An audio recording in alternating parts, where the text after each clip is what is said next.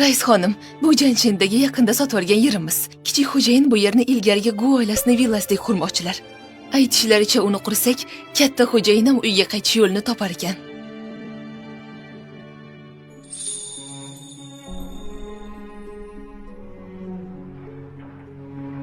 Unda bu ishni Guminga topshiring. Xo'p.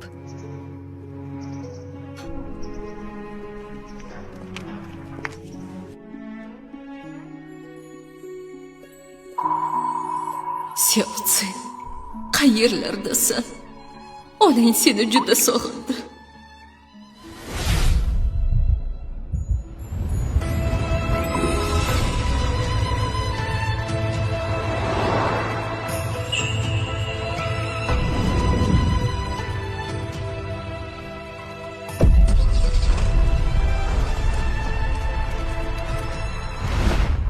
Keling, yuzingizni artib Ijara qo'yaman. uyi.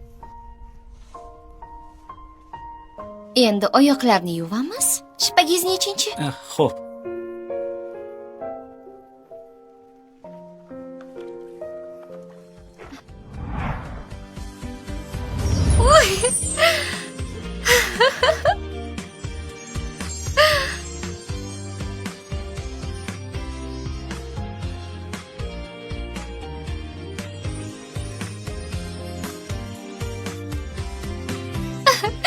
Sho'xlik qilmang.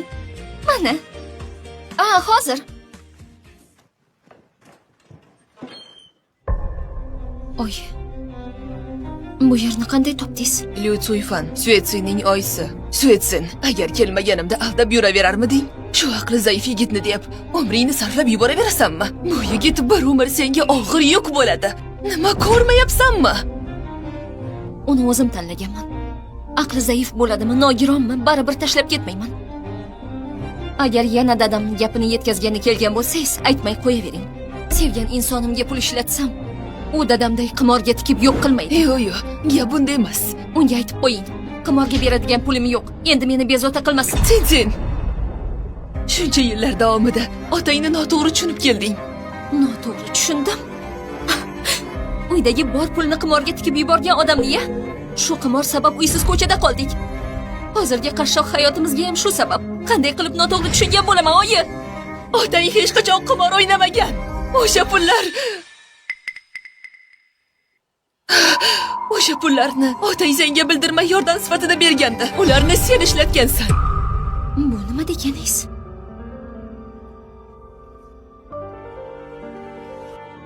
Gutsinni davolanishi uchun otang har oy kasalxonaga borib, hamma xarajatlarni yashirincha to'lab kelgan. Bu haqda senga aytmasligimni tayinlagan.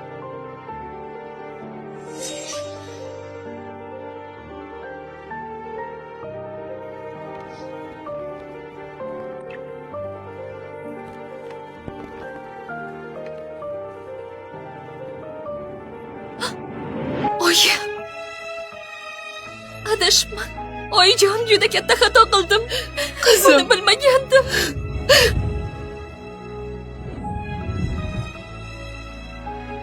Bo'ldi, hech qisi yo'q qizim. Hammasi joyida, hammasi yaxshi bo'ladi. Otang bir necha kun oldin ishda qo'lini jarohatlab oldi. Ertaga borib uni ko'rib kel. Xo'pmi?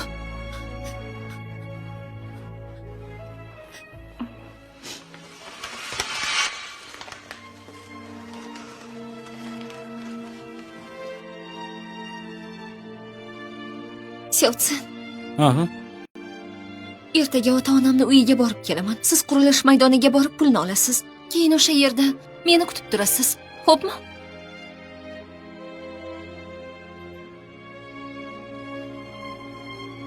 Xo'p. Seni u yerda kutib turaman.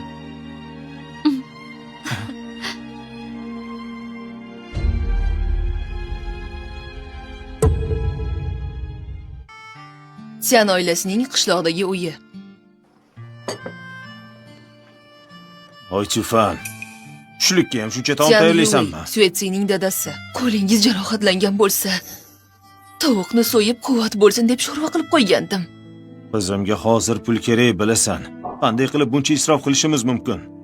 O'zi bittagina tuxum qo'yadigan tovuqimiz bor edi. bozorda bir dona tuxum ham 80 funt turadi. Aslida hamma ayb o'zimda. Bir necha kun ishlab ulgurmay jarohat olib qaytdim. Kuni bo'yi tinim bilmay ishlaysiz. Qanday qilib jarohat olmasligingiz mumkin? 2 kun hech qayerga bormasdan uyda qolib yaxshilab davolaning. Yo'q, buning iloji yo'q. Qizimizga hozir pul kerak. Tanamda hali kuch bor ekan. Qo'limdan kelgancha ishlab, biroz bo'lsa ham pul topishim kerak. Dada, Suyetsin. dada, Qizim, nima qilgan? dada. Tez tur o'rningdan. Siz noqobil farzand ekan. Sizni noto'g'ri tushunibman. Bo'ldi, tura qol endi. Dada, nega menga aytmadingiz? Agar oyim aytmaganida, qariyam haqiqatni bilmagan bo'lardim. Bu meni qarorim edi. Sen Gutsinga qarab yuribsan. Shuni o'zi ham og'ir bir yuk. Qiynalishni istamasdim, qizim. Dada.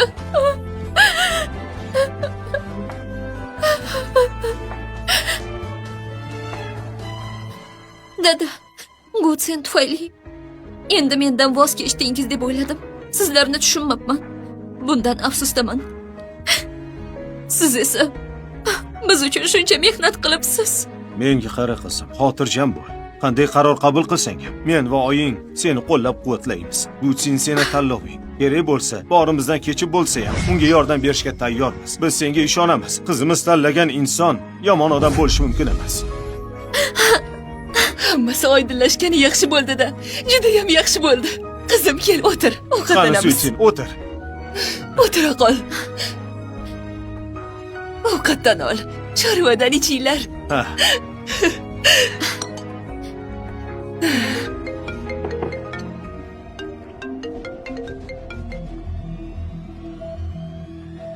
Nima?